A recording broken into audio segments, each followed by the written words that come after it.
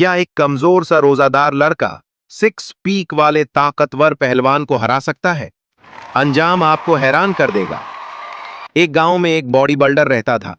लंबा कद, मजबूत जिस्म, सिक्स एब्स और अक्सर धोती पहने गांव में घूमता था।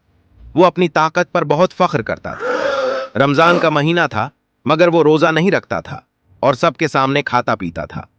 लोग उसकी ताकत देखकर मुतासिर होते थे, मगर उसके दिल में गुरूर भरा हुआ था। इसी गांव में एक दबला पतला लड़का भी रहता था। वो रोजे से था। सुबह से शाम तक खेतों में काम करता, जानवरों को चारा डालता, घर के कामों में हाथ बटाता। जिस्म से कमजोर मगर दिल से मजबूत था। गर्मी और थकन के बावजूद उसके चेहरे पर सुकून था, क्योंकि वो नमाज और रोजे की पाबंदी करता था। लोग उसकी मेहनत देखते, मगर उसकी ताकत को कोई नहीं जानता था। एक दिन बॉडी बिल्डर ने उसे देखकर मजाक उड़ाया। अरे कमजोर, तुम क्या मुकाबला करोगे मुझसे? गांव वालों के सामने उसने चैलेंज दे दिया कि कश्ती होगी। सबको लगा कि दबला लड़का चंद लम्हों में हार जाएगा।